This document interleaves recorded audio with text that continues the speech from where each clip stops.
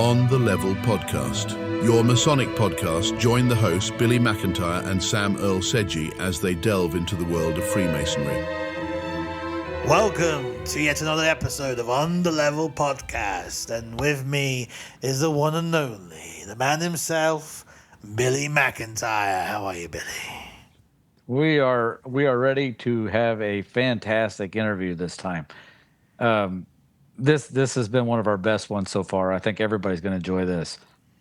Oh, mate. Well, by the way, I'm your host as well, so Sam Sedgey. Yeah, we host together. That's right. But you know what? I'm so excited for this one. Herman Albers, he's not only a great Freemason, he's one of those people that he would walk around and you all noticed, but he's quite a pivotal figure in terms of what he does, in terms of the Scholastic Bowl and the hard work him and his team put together. And when you listen to the interview, this is a very unique Illinoisan thing that's carried, that this flame has been carried on through the decades. And you and I discussed in the I think it was episode 8 when we were able to interview the most worshipful Grand Master of the state of Illinois, the Grand Master David Lynch, about the tenets of Freemasonry, about faith, hope, and charity, about being able to give to the community and support your community. And what we're going to talk about, the Scholastic Bowl and what it's about later on, I think is emblematic of the best tenets of Freemasonry is what we're all about. And, absolutely. And it's kind of mind-blowing. It really is mind-blowing because it wasn't very well explained to me initially of what it was. And it says, it's just this, general questions tournament event. And schools get together and compete. And to find out that it's one of the most well-established, prominent, and very well-respected institutions of this type of event in the state of Illinois, and it is Illinois Freemasons, with only ones that do it in the USA for now, is kind of like a call to action. And I feel kind of like very deeply about this, where I think today education is so important. Critical thinking is really so important. Learning your history is so important. Learning about the founders, the civics, how your government works, being able to read and write at a high level, maths, all of this enables and empowers that freedom and that liberty that Americans and us Brits are so proud of. And without that heraldry of education, under that pretense, the light or enlightenment tends to, the candle tends to flicker and wane, and the darkness tends to creep more. What are your thoughts on that?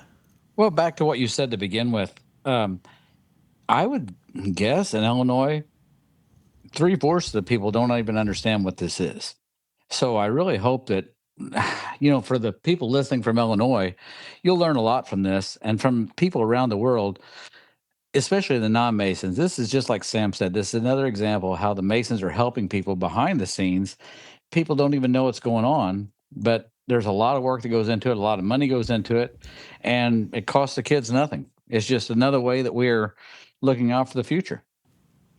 Well, upon reflection, the biggest investment that can be done, and the amount of time and resource that's put in, the best investment is the investment into the kids, because they're the future.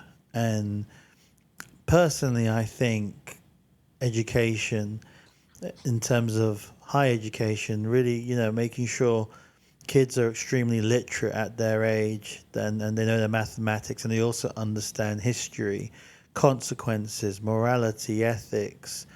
Personally, it goes even to, whether you're religious or not, understanding the biblical tenets of the Bible and the Abrahamic religions, and kind of understanding those things and being well read in that, regardless of your religious, non-religious beliefs. And this comes from someone who isn't actively, religious, but understands the importance of those things and reveres those things and what's codified within those particular holy books. And so for me, and again, it's not really burning your own resource. It's not burning a taxpayer's resource. It's what can we do as a community to take things to the next level? Because there is that personal responsibility. And it's fascinating that in the state of Illinois, under the direction of the Grand Lodge of Illinois, and then with our fantastic Scholastic Bowl chairman, Herman, is that a great focus is on exactly what I've just said. And I think sometimes we forget that all of us in the community have a certain duty, and that duty could be just volunteer work. That duty could be sponsoring a school in something. That duty can be teaching your knowledge on your profession and what you're doing, and helping out. It's not necessarily relying on some sort of policy or local or federal or state government to do something. And I'd like to say I find this just like what you're saying. Every organization you join, I don't care if that's Masonic or what it is, you pay dues. Okay, some of those just keep the lights on and other things, but this is just an example of you're paying your dues, and of course, people are donating money as well to the Masonic organizations to help the kids. But this is one of the things that your money's going to. What better thing to invest in the future? And we've all seen, the effects when people are not very well educated and how that turns out. It's good. I can't think of anything better to invest your time and money in than the children coming up. No, absolutely. And again, it just amazes me in lodges how much the lodges are willing to give and donate. And I'm going to be honest, some of the lodges, I remember some of the lodges, and I've been in one, and I'm in one. Some of the lodges, some lodges have, for whatever reasons, a good resource of money, and a lot of it's been invested very well, and so they are well funded. And then there are some lodges which, are relying on donations to survive, to keep the lights on, Struggling. and Yeah. and are struggling. And what surprises me every year are those particular lodges that still give, regardless of the fact that they need to do fundraisers to Yeah. continue. And that's really interesting. I've never seen organizations outside of Freemasonry to a great extent do something like that and have that focus in terms of the community. And what was really nice, and we go into the interview quite a bit, was my lodge, Frank and Nicole. With another lodge, we got the school that we're supporting, and then we got them to dinner, and they sat down and they ate on the table, and we ate on the table, and then we had a competition, general questions competition, and got to know the teachers and all that kind of stuff. And it was good for the kids to come out, get fed, have a good time, and for us to meet them and build those bonds and give them that kind of inspiration. And I remember I did some toasts, which was some English toasts, which the kids laughed and giggled at, and it was kind of fun. I kind of made up a toast and toasting, the teachers and the head of the team and then the rest of the team, and they loved it. They loved it, and made them giggle. And I think that there are a lot of things. If you're listening and you're around the world, and listen, and those for non-Masons, to get a glimpse at what one jurisdiction is doing, and I'm sure there are other jurisdictions that are doing all sorts of different things that they are prominent and focused in other parts of the community, and doing some great and good work. And I think that's what you and me are here to do, is to highlight these things. And if you're listening and you're a brother and you're doing something in your state that is fantastic, like this Scholastic Bowl, then reach out to Billy and reach out to us and let us know, and we'd love to have you on the show. Obviously, we've got to check the credentials and contact the Grand Lodges and make sure the lodges talk to each other and get the okay. But it's phenomenal what we do all over the world, and a lot of it goes under the radar. And I guess what we're trying to do is, in a sense, bring some sort of light into the work that we do, as opposed to the conspiracy theories and the all-seeing eye and all that nonsense. And what are your thoughts? Well, well, you've hit the nail on the head. I was still thinking about the conspiracies I've heard just here recently. These are the most ridiculous things I've ever heard in my life. If you're curious about what Masons do, sit down and talk to one, because I guarantee you, they're not going to tell you any secrets. Not that there's any terrible secrets, but we do. Every organization has their own, code they live by, and if you want to know that, you have to join. But there's nothing going on bad in here.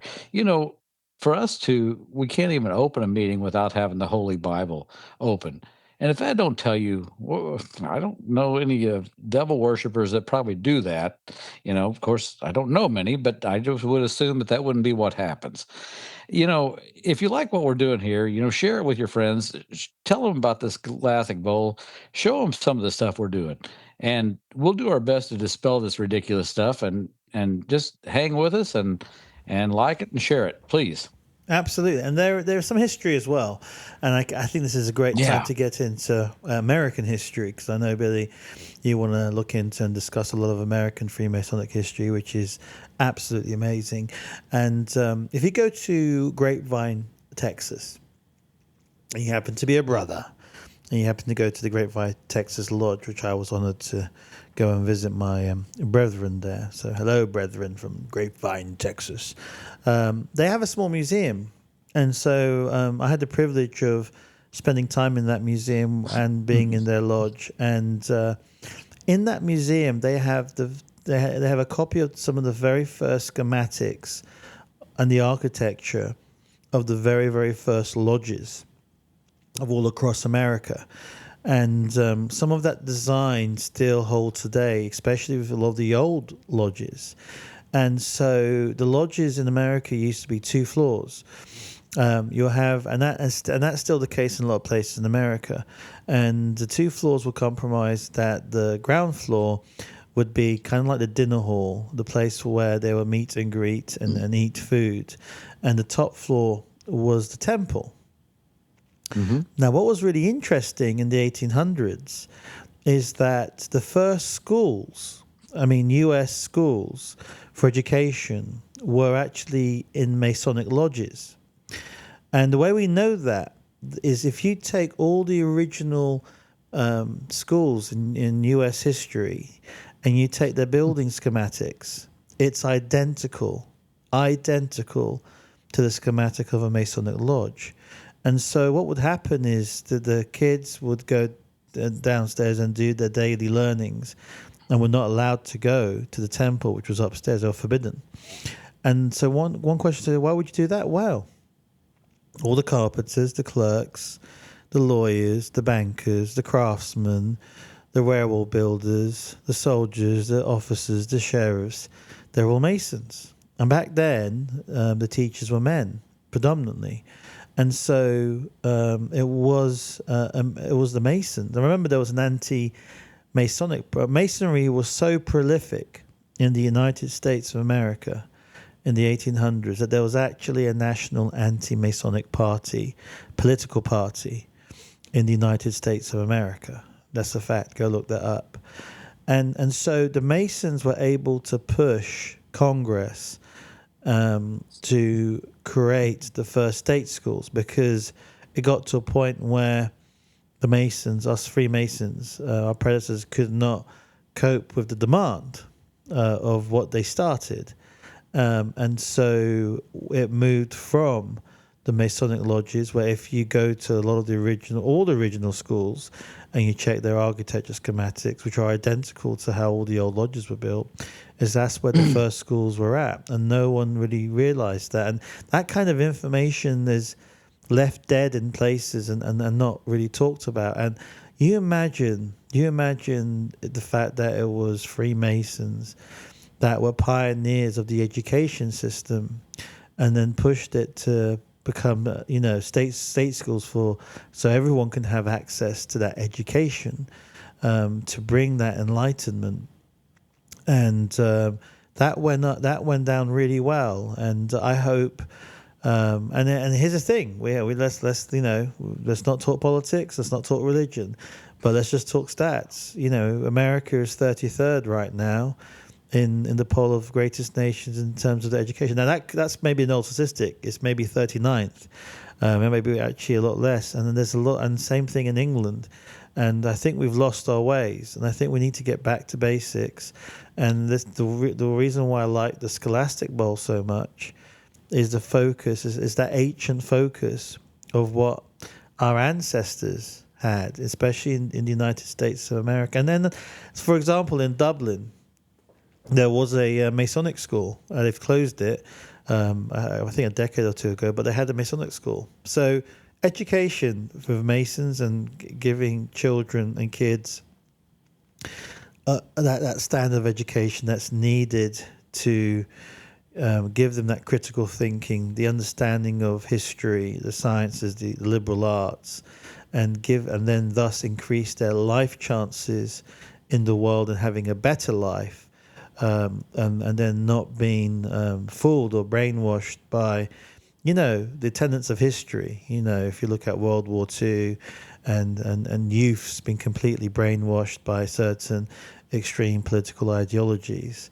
And the pains that we went through as Masons, where 200,000 of us were killed in Nazi Germany. And until this day, in Europe, and especially in Great Britain, we wear these blue flower pin badges called the Forget-Me-Not. And every year we wear those in memory of all those Freemasons who died under that regime. So that's still remembered till today, the Forget-Me-Not badges. And Well, a little more history about that.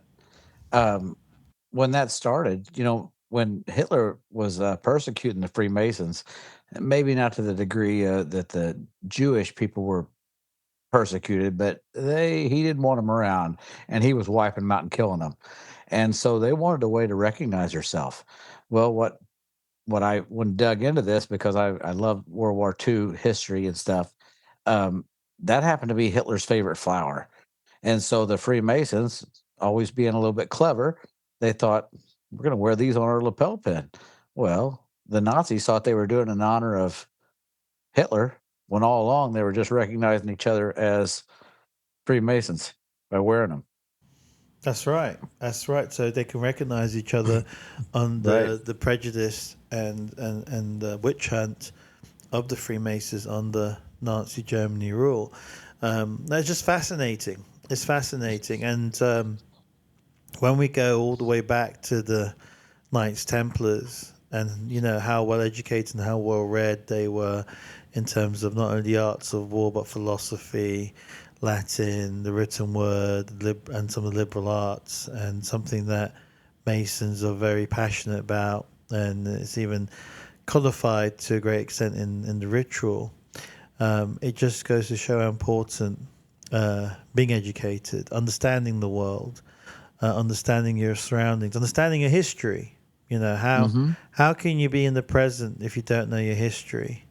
And how can you determine your future if you don't understand the present, because you don't understand the past? So you got to have for all three to be successful, you need to know where you've come from, or you need to know the history of what you're trying to action. And then you can basically then plan accordingly for the present to ensure that your future is in a better place. And you'll be surprised how the power of even reading can advance you as a human being compared to a lot. And I say this a lot because I came up from a very poor school in London, and because I enjoyed books and comics, and I was a bit of a geek. I loved war games, and I still do now. And because I excelled at that, I excelled in the school, whilst a lot of kids, for all sorts of reasons, did not excel. And that gave me an edge and an advantage that I still have today. Especially today, where everything is what you read and what you see, and how you can, decipher that, and Sure. how you can navigate. If you can't read, you just have to rely on what people's telling you. Exactly. And that's how people take control. Unfortunately, that's how some of the ancient churches that wasn't quite where they should have been, they just told the people what the Bible said. They just, made it up to whatever they wanted it to. And that's unfortunate, but people didn't have anything to believe, but that's what they told them because they couldn't read. And we take that for granted. Most of the people in America are able to read, thank goodness. But that being said, you know, our education, we used to be one of the top. The United States and Britain was the top of the line. Education. This is where you come to get an education. But now I don't think people appreciate what we have and don't apply themselves in that right now. And that's a shame. I'm with you. I'm a bit hopeful that we get to a point where we realize and that we have awakening that we all have a responsibility, not only to ourselves but to our community, not only to our community but first and foremost directly to our children, and that's number one. We're at the end of the day, we're responsible, and what are we doing in their education? What are we checking on? What can we do, to enhance their learning and their knowledge? And a lot of some of it, we talked about English, maths, and the sciences. There's a lot of common sense things, a bit instilling the values of hard work into kids, instilling the values of good morality and common sense and logic, instilling the values of basically, those kind of values that are going to be explained in 8 minutes time in the interview, of how these fantastic kids and how they come across, and their sportsmanship like attitude, even though it's very competitive, and then that kind of environment.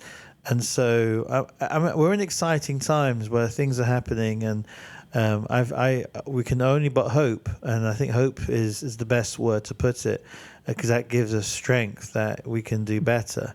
And so, in this podcast, we're going to go through a lot of history. We're hopefully going to open your eyes to a lot of things that Masons have touched. A lot of that information, well, nearly all of it's already out there. It's just not seen or read, or people haven't been bothered to look it up and to cross-check it and make sure that it's all verified. And that's where me and Billy have had the privilege of looking into this stuff, and myself going around and giving lectures and showing all the facts. And so we've lost a lot of our history. We've lost a lot of our Masonic history, and it's time to bring a lot of that back. And I understand why that's been lost, and we can go into that in a different episode about the two great wars and everything else. And sometimes we as Masons, we can get lost. We can just get lost in the craft lodge work. And when I mean craft lodge, blue lodge, you can get so self-absorbed in the ritual and meeting every week and just focusing on, basic things. You can forget about everything else, the rest of the world. And then there's just your day job, and then you got your family job, and then you got all the stuff you got to do for your family. And there's so much going on. There's so many distractions that sometimes it's hard to just sit down and have clarity to be able to make some nuanced moves that will have a positive effect. And I think one of the most positive effects is this Scholastic Bowl, and what Herman has been passed down to Chairman Herman, and his ability to carry on with the fantastic volunteers. And as you said before, the fantastic leadership of the Grand Lodge of the state of Illinois. These officers are just, they're very impressive, to say the least. very impressive. And to continue this and to grow it, they've got their eggs in order. And I'm just very, very excited to see what the next couple of years has in store for Freemasonry in Illinois. And I'm very optimistic. It takes decades. Go on. I think we're going in the right direction. I really do. We look at our membership and our leadership and people. Masonry is supposed to bring more light, and I'm not saying anything about the ones in the past because they've done great, but I just think we're going into a renaissance period.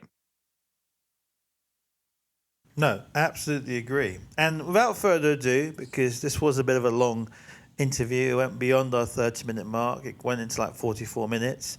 Yeah. We're gonna kind of like stop right here and get right into it. And Godspeed, everyone. And as always, any last words, Billy? Like I said, Godspeed. You guys stick with us. It's going to get more exciting all the time. Hello, and we are back. This is On the Level podcast. I'm your host, Sam Earl Sedgwick. With me is Billy McIntyre, and with a fantastic introduction. I'm very excited to have Brother Herman on. Herman, could you give the audience your full name, who you are, and just for caveats, he is the chairman of the Academic Bowl. So give a brief explanation of who you are, how long have you been a Freemason, and how did you get roped into being the chairman of the Academic Bowl? Boy, that's a 30-minute podcast right there. My name is Herman Albers, and I've been a Mason since 2009. Started in Redbud Lodge, and now I'm a member of Waterloo Masonic Lodge 787 in Waterloo. Currently the senior deacon, if that matters. And I got roped into. I started as a committee member in 2011 for the Academic Bowl Committee, and probably it had a lot to do with there was an opening in the geographic area that I was in, and that I had a high school teaching background. I taught high school at Colderville High School for 34 years. And then when the chairman, Dale Fair, decided to retire in 2022, right after COVID, they needed someone to take it over, and we had a lottery, and I lost. And so I've been a chairman. This will be my fourth year. We're working on 2026. I realize it's 2025, but for the Academic Bowl Committee and everything, we are working on the 2026 Academic Bowl tournament. So for those who are unaware of what the Academic Bowl is, and if we can fill in the blanks, I'll give a rudimentary kind of explanation. And remember, I'm an Englishman, so I don't want to mess this up. You have a lot of high schools. I think it's a couple of hundred. You can let me know how many. I think it was 200 something, or maybe a lot more. And these are high school kids, and they get into these teams, and they compete against each other, and doing kind of like general knowledge questions, basically. And they compete, and then they compete in the area, if I'm correct, and then they compete on the national level, and that's what I've seen. I've seen a national level, which is normally held in Bloomington, when I say national level, I mean state level. Sorry. State level. State level, yes. So I always think of Illinois as a country unto itself sometimes. But yes, on the state level, and then there is one winner, and you get all these schools from all these different places that get together in all these teams, and they take it very seriously. Do you wanna unwrap what I've just said? Sure, be glad to. The Masons call it the Academic Bowl. The term that's used in Illinois is Scholar Bowl. A lot of people who are involved in high schools and things are familiar with that term. In other parts of the country, it's called, in some places in Illinois, they will call it Quiz Bowl. But it's basically, format varies from state to state and school conference to school conference, although that has been codified quite a bit by another group of coaches. More on that later. But they ask general knowledge questions. It's teams of 5 students, and they ask math, science, language arts, miscellaneous questions, and there's a scoring opportunity. And at the end of the match, one team has won and one team has not. And so it's like in sports, who scores the most points wins, and that's what it is in academic bowl. But instead of an athletic competition, it's an academic competition and knowledge about math, science, things that the kids would be familiar with and studying on a high school level. So yeah. And then we'll give you some background a little later, but then what the Masons do is we run our own tournament. It's called the Illinois Masonic Academic Bowl Tournament.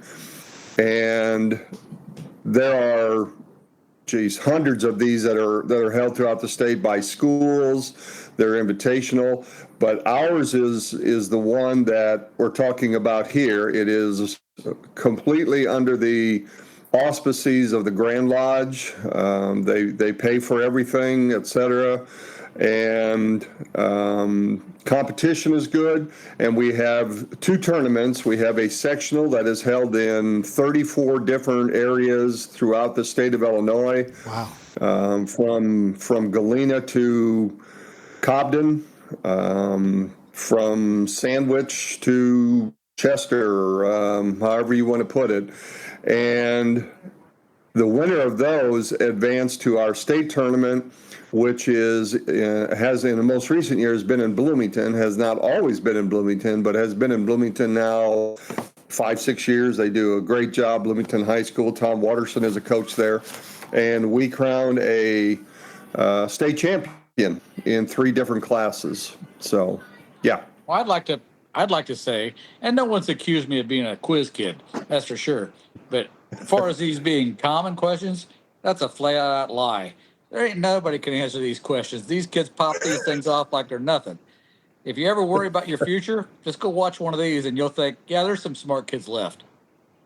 Yeah, there really are. I have an open invitation. Well, I shouldn't say open invitation because this may get out. But whenever that comes up, I will tell a Master Mason that I'm talking to. I said, I tell you what, you go to an academic bowl sectional or the state tournament, and when the match is done, if you can honestly look me in the eye and say, yep, I'm smarter than those kids, I'll buy you lunch anywhere in Illinois. And I haven't bought any lunches yet. Let's put it that way. Oh wow. There's no doubt. So how many schools were involved last year? Last year we registered 267 schools. 234 actually competed. We ran into, last year was a little bump in the road for 2 reasons. Number one, we competed on the same weekend as our sectional with the ICTM, the Illinois Council of Teachers of Mathematics. They have a similar tournament, but it deals 100% with math, algebra, calculus, geometry, and that's a biggie for schools. And once out of every 6 years, roughly, because they do not follow the IHSA calendar, we conflict. So we lost about 24 schools because of that. And then we had some bad weather in the south at a couple of sites that played with it. But so we ended up with 234 schools actually competing. That is still very, very impressive. I just find it fascinating that kids get to compete, teachers get together. They have these teams where they bond and they come and obviously they study. Obviously they're there to compete and there to win, and it's really fascinating for them to meet us Freemasons. I've actually never seen something like this back in the old country, in the old kingdom. So it's something. So when did this start? Do you have, how long has this been running for? Well, we are in our 42nd year now, and it started. I don't say a fluke, but it started back in 1982. There were 4 people who got together, Frank Conroy, who was at that time the principal of Byron High School, Neil Palvis, principal of Stillman Valley High School, Nelson Pyle, a principal of Winnebago High School, and Kim Schwartz, who was a member of the Winnebago Masonic Lodge. And they decided we should do something for the kids. And they got together, they invited a few schools, and they had their own tournament, and they called it the Northern Illinois Academic Bowl. Well, the following year, it expanded to 16 teams and included schools from the counties of Boone, Carroll, Ogle, Stevenson, and Winnebago. Now if those counties mean anything to you from Illinois, those are all way up north, Wisconsin borderline, for the most part, schools. And what happened is it basically expanded and went from there. And up until 1988, it was completely funded by all of the Masonic lodges, local. And then in 1989, it went statewide, and the Grand Lodge got behind it. And at that time, there were 4 tournaments in 1989. There were 2 tournaments in Northern Illinois to accommodate the schools, 1 in Central Illinois and 1 in Southern Illinois. And what has happened is it just kept growing, expanding, getting bigger, until now we have schools from literally all over Illinois. And there were a time when there were 300 schools actually registering and competing. We're still trying to get back up to that, but with school mergers and schools running into money issues, one of the first things that gets knocked is the academics for the kids. But we've got a good program here. This is one of the better programs, in my opinion, Grand Lodge does, and that's how it all expanded. In 2015 was a big year also, because the chairman before me, Dale Fair, from Fulton, Illinois, Master Mason, past master, took over the program, and he basically had it dumped in his lap, because the guy that was doing it just sort of like, I gotta go, boom. And so he really took it from a baby crawling around on the floor and trying steps to making it one of the premier tournaments in the entire country, which is what it is, because schools in Illinois will tell you at the end of the year that if they competed and won a sectional or state tournament, it goes on their resume for the year. We have a very good tournament, and my job in the last 3 years is trying to not screw up what Dale has done, and change some things and try to modernize it and make it easier for schools. But 2015 was a big year because we went from 2 classes to 3 classes, and we actually have 1A, 2A, and 3A schools. And the break is 300 enrollment and 860 enrollment. And that's a biggie, because you now have schools that are more your size. You're competing against schools your size, as opposed to, I've got, in the IHSA, for instance, I think the break is like 450. So if I have 500 students, I'm competing with the high schools that have 1,500, 2,000, 4,000 students. Right. But one of our big draws is that 3 classes. Well, I had the pleasure of being able to work a couple different times at this, and it is fascinating to see the whole thing work. And don't let Herman be modest. He looks like he's herding cats up there. He has it all worked out, but people go in every direction. Kids are going in every direction, and he's like the maestro up there, swinging his baton around and getting everybody going, and it really turns out good. I've never heard anything but good things when he runs it. Go on. Go ahead. Oh, right. So what's really fascinating for me is, again, this is one thing that's really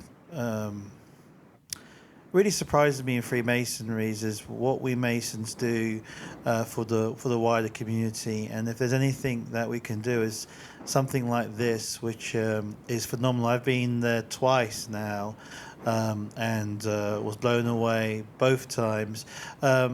What would you suggest for those listening, Masons, Freemasons in Illinois, and in the state, in the United States and around the world, if you had a message to, first of all, what's your message for Illinois brethren? How can they help you get involved with the local schools? How does that make a difference? I've got my views as well, because I've seen my local lodge, Frank and Nicole Lodge, support a particular school. Unfortunately, it didn't get through to the finals, but we got them to a kind of like a dinner event at the lodge, and then we had a little Masons versus the kids, and the Masons lost. I wasn't on that team because I wanted to give them a chance, but sadly my team my team lost. But yeah, give an explanation for what can we Masons in Illinois do to help you and the organization that you're running on behalf of Grand Lodge? Well, let me back up just, and I will get to your answer. The entire program was not designed, is not intended, is not objected to, or is one of its objectives is not to, hey, look at the Freemasons, look at us, we're wonderful people, you should all like us and whatever. This program started in Northern Illinois back then, so that the kids who were academically gifted, the kids who were being able to answer these things, got some kind of recognition. And so at no time, let me say first, that leads to our motto. We want to provide positive recognition for academic excellence. So at no time, anywhere in the registration, in the tournament, in the handouts, does it say, oh yeah, and look how great the Masons are, because I think we should look good on our own.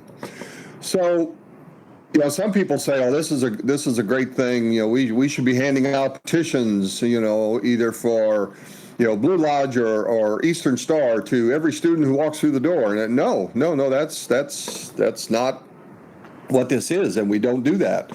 Now, to that point, one of the other main objectives, and whenever I'm addressing area deputy meetings or individual lodges or brothers, I will say to them that one of the other objectives of this is to get Masons out of their lodge, to get them out of the four walls that they have, right, and get them out into the public. And boy, oh boy, this is a great way to do it.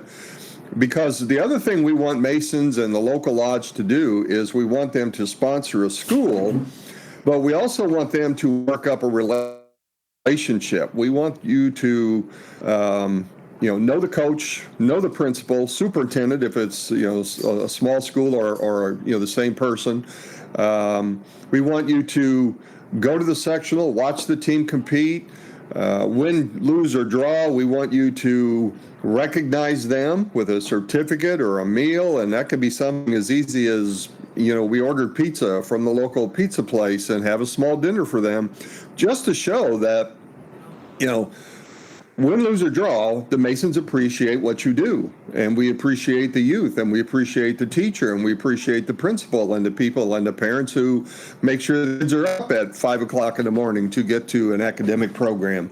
And so I'm constantly asking lodge members and lodges to, we want you to sponsor, we want you to send in your money, but we also want you to contact that school. And there are some great examples of that happening. I mean, there's some, and the one you mentioned, Sam, your lodge is a good example. I mean, they've got people, and they keep track, and every year they get a hold of the school and the coach and say, hey, we're here, you need something. So that's the other thing, get Masons out. And of course, that ultimately leads to that, if people see Masons, if people see that they're interested, what's that say for Masonry? So, yeah, it's still a good advertising way, but it's through example and not through literature for a poor way of saying that, but that kind of thing. So we want Masons and lodge members to get out, contact the school, go to the state tournament, go to the sectional tournaments, go to both if you can. And as Billy said, if the young people these days get a bad rap with a lot of things, but if you want to see where tomorrow's leaders are coming from, go to an academic bowl tournament. These kids are sharp, they're personable, they've got their act together. It's like, yeah, these are the ones who are going somewhere. They really are. And I would like to say too, from what I've seen, most of these schools acknowledge the Masonic Lodge that sponsors them. And we don't ask them to do that; they just do that, because they appreciate us, I think. Yeah, and I could be wrong there, but I think the first school that started that was Mater Dei High School in Breeze Mater Dei, and that's very much appreciated. And there's a lot of schools now that do that and say, because what happens when a match starts, customary, the moderator will ask the captain. One of the 5 players on the team is a captain, designated captain, spokesperson, for instance, to introduce the school, themselves, and their coach.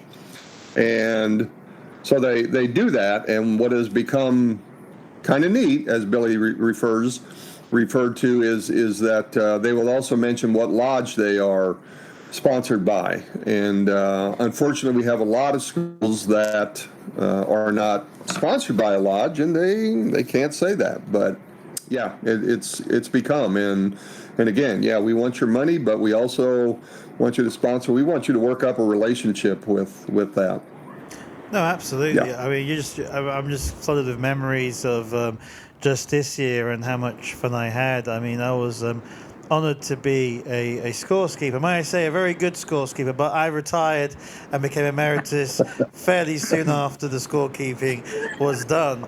But that said, it was very nice because, the teams became so familiar with me. There were several teams that came a couple of times in the same room that I was in, that they started, one of the things the moderator would say is, as you said, what are your names and who are you and what is your favorite thing? And they would select one thing, and I think one of the things was, what is your favorite food? And they're all looking at me, so all mentioned English dishes like fish and chips, beans and toast. It was great. And I mean, it's a very serious thing. I mean, it's a very serious competitive event, and it's amazing to see these kids and their intellectual tact, and how they present themselves as well. I love seeing the T-shirts and the polo shirts and everything they're wearing, representing their schools. I gave a few of them a few marketing tips and how to make their names a bit more eloquent. But no, I loved it, and it's amazing that. And what is also very true to what you said, Herman, is the fact that I wasn't aware of the Scholastic Bowl at all. I've been here for some time now, and I was only aware of it just two or 3 years ago when I was asked to go and go and look at it and take part in it. And I think I did it when I was the Grand Chaplain 2 years ago and the Grand Chaplain just this year gone, and I was kind of blown away and amazed. And it's really interesting how. And it's very honourable. It's a very honourable Masonic, and I would say historically Knights Templar thing, where it goes back to the old quote for the Templars: "Not unto us, O Lord, not unto us, but in Thy name, Thy glory." And it's a very Masonic thing where we don't look for recognition. We're just here to get the job done and support the communities, especially this particular event, which is phenomenal. I mean, 230 plus schools and coordinating all that, that's a feat amongst itself. So what are you looking forward to for this year? What are your goals for 2026, and how are things going? Well, it's the Labor Day is the unofficial start. The registration is open, schools only. Lodges cannot register a school. It has to be the coach or the AD or principal to register a school. And easiest way to see who's registered and that type of thing is our website, academicbowl.org, O-R-G. And I update that. So, I mean, if it's right, that's my fault. When it gets screwed up, that's my fault, because I will keep adding schools. I think there's 4 schools on there now already. Coaches and high school teachers, I know them pretty well. There's some that I'm going to get this out of the way so I know we're registered, even though, the sectional won't be until February of 2026. Boom, I've got it registered. We're done. Good. And, that number will keep growing, and we'll start a letter goes out to all lodges, also around Labor Day, either right before, this year was shortly after, explaining the program, giving some details, the form to submit for school sponsorship. A lodge can sponsor more than one. In fact, we have a kind of a quirky but neat little thing. There are 3 lodges in the north central part of the state, and those 3 lodges each sponsor 3 schools by 1/3. And wow. So all 3 lodges do that. And so when it's all said and done, you've got 3 schools sponsored by 3 lodges, fully funded. So that's amazing. Yeah, and there's all kinds. And some schools can sponsor. You can sponsor as many as you wish, but a lot of lodges will sponsor 2 schools, and you get points for both of those in the Award of Excellence. That's another discussion we can have later. But this year we try and grow the program. If we don't have that ICTM conflict, so we'll try and hopefully get those 30 schools back. We added about 30 schools last year that had not been in our tournament for several years or maybe ever. And so those are ones that, as the chairman, as the guy who's in charge of registering schools, et cetera, concentrate on them to get those back. And every school, like every photo, has its own story. Every school has its own story. So the school in my area here that has been a big supporter of our program, has been in it, has done well.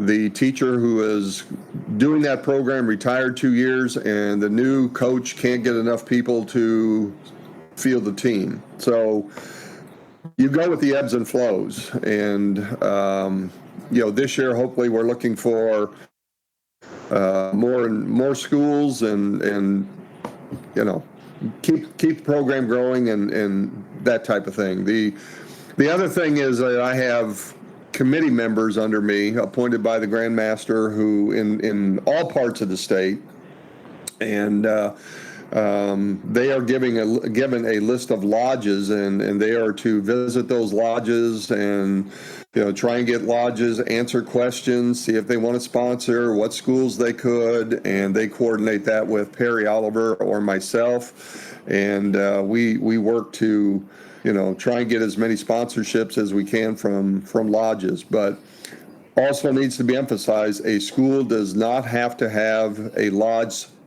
sponsorship to enter our tournament. And if you go to the Academic Bowl page, now is not a good time, but if later in the fall and in Christmas, you'll see, and there will be schools listed there that are registered.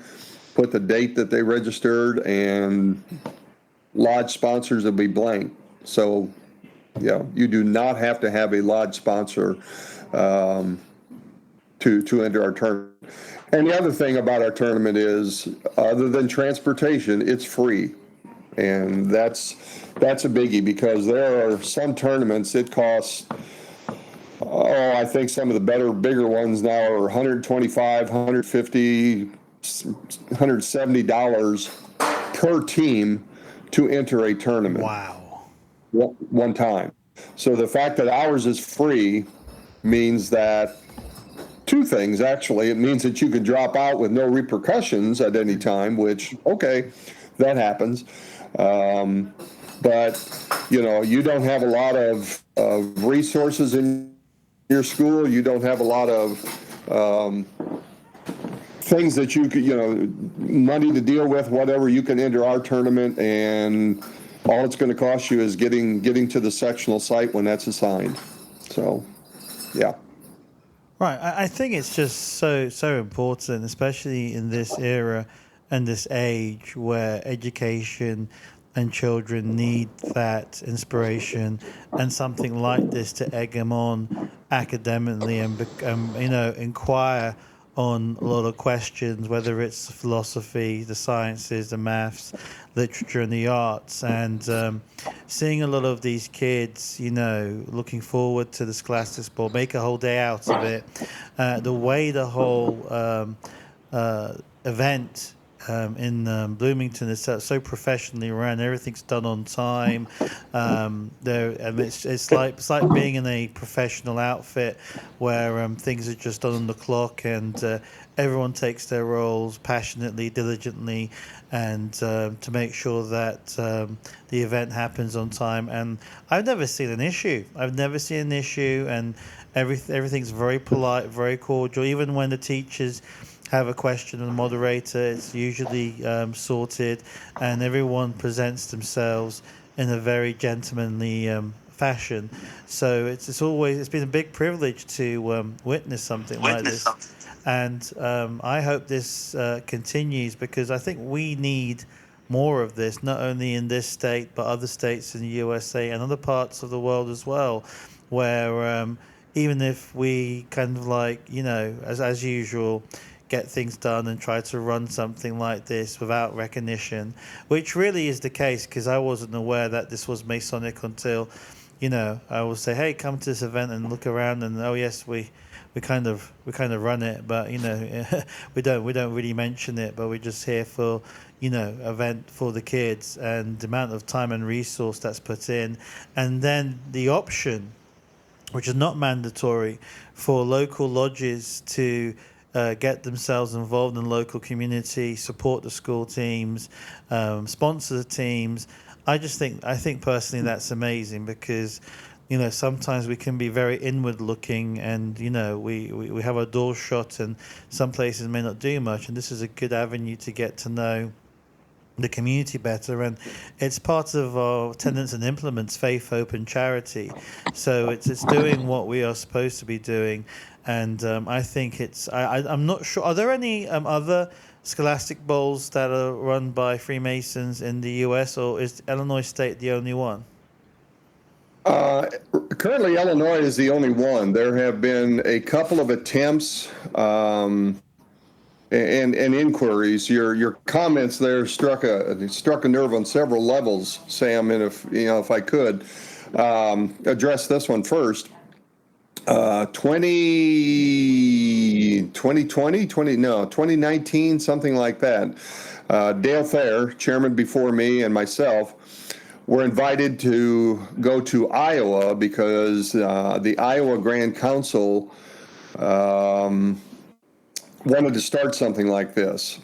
And the impetus was that a coach that was a Scholar Ball coach in Illinois got a job in Iowa, and in the Des Moines area, suburban Des Moines area, and he's like, why doesn't Illinois or Iowa have this like Illinois does? And so he got a hold of the Iowa, and for 1 year, and we went up there to help them kind of say, well, you might look at this, you might, that type of thing. But it lasted 1 year, because they couldn't find anyone in the Iowa Masonic fraternity to put the tournament together. In plain words. Right. Minnesota has contacted Illinois several years ago, I know, and I think New Jersey at one time did, because what people what people need to understand is that Scholar Bowl, Academic Bowl in Illinois does not need to take a back seat to anyone in the country. We have one of the best Scholar Bowl programs statewide in the country. I mean, we will compete with New York, we'll compete with California, and an example of that was 2 years ago, I believe it was. Barrington High School, Coach Jeff Price took first place in the 3A large school Masonic tournament, Masonic Academic Bowl tournament. They took the IHSA state championship in the Class 2A, large schools in Illinois, and competed in the national level and won the national championship that year. Wow. That's cool. Oh, yeah. Yeah. And so the following year, their official Scholar Bowl T-shirts had 3 little stars on it. And 3 stars stood for the national championship, the state championship, and the Masonic championship. Oh, wow. Yeah, that's and I can take some credit, but mostly I'm just trying not to screw up. You know how it is.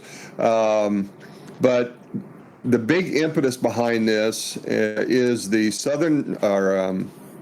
Illinois Association of Scholar Bowl Coaches Association, which is a mouthful, but they have a website. And they have an annual banquet where they, recognize Coach of the Year. They recognize teams that have competed. The Masons are always invited to report on the tournament. That's how high our Masonic tournament is regarded in that coaches association statewide. Oh, wow. And so, usually sometime in April, and yours truly and my lovely wife, we go and given the floor and say, here, what happened. Now everybody knows what happened, because it's history and it's put in the program, but it's not like it's a surprise. But and I get a chance to thank everyone and the coaches, and I've had a lot of coaches help me with this. Dale Thayer has been a tremendous help. The other thing that association does is they select a 1A and 2A, small school, large school, all-state team. And I think it's 12 students for each one. So, you'll hear somebody got all-state in volleyball or all-state in football. There is such a thing as getting all-state through this organization for Scholar Bowl. And it is there, and you can see the winners. And I've told this group, because, again, they've helped me out, they'll compete as fierce as you can, but at the end of it, they all shake each other's hands and are glad that, hey, you did well. The sportsmanship is just off the chart with these kids and the coaches. There's no trash talking. There's no, things going on. It's all, we're rooting for you. We want to beat you, but, and as long as it's a fair competition, everybody's happy, and they know the Masonic Academic Bowl will be a fair competition. And I've told that group, I said, I've been involved in a lot of organizations and things, and I've never seen a group of coaches or an organization, to use a poor analogy, where everyone is pulling the wagon in the same direction. They even start a junior high program, and you can get questions and how to start a junior high program. They've got a section there that if you're a new coach, here's what you need to know. Here's the tournaments. They run a basically an invite-only tournament of champions towards the end of the year. So if your school this year has done very well, you get invited, and then you go up against all the and see how you're doing. So, yeah, it's a heck of an organization. So. No, absolutely. In the ever-encroaching darkness, there is some light, and I'm a believer that everything goes very, very slow, and I hope, touch wood, that this becomes a national thing, and it takes time. It seems that the creation of this wasn't overnight, 1982, so you're looking at, 40 odd plus years. 43, if I'm correct by my count, or something somewhere along those lines.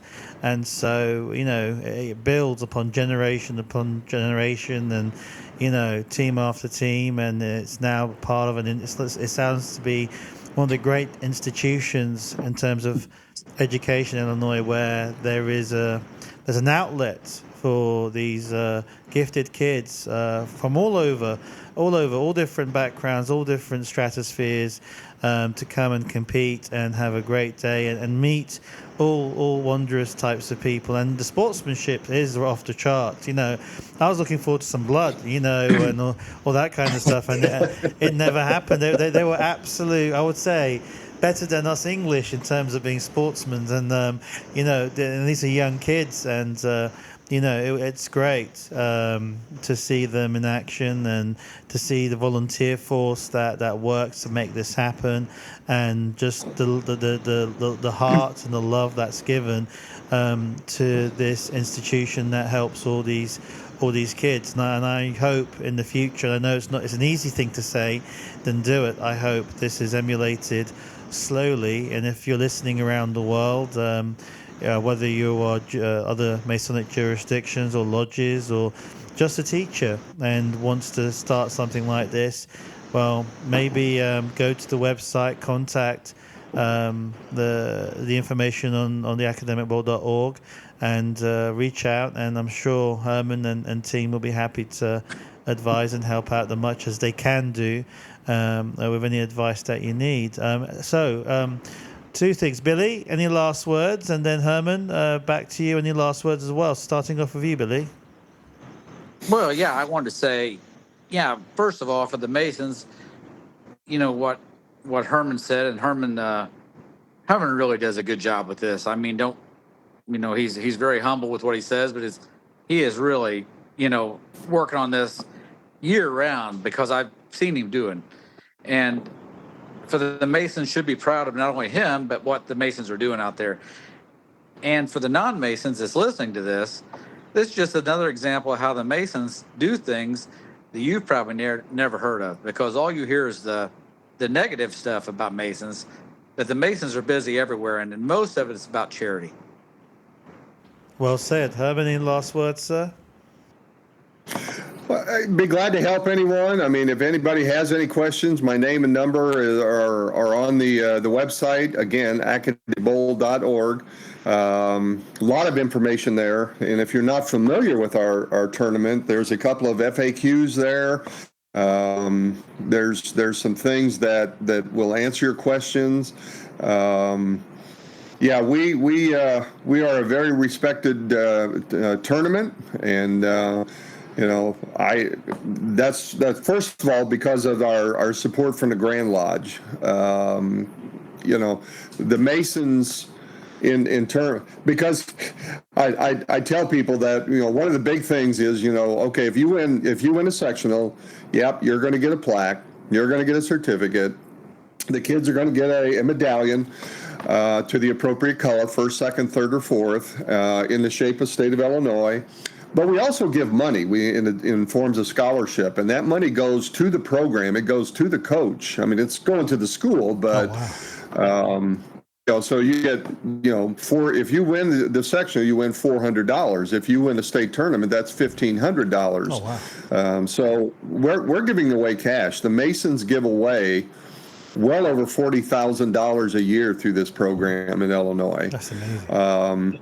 And that's not the total cost, because we're also paying schools to host a tournament.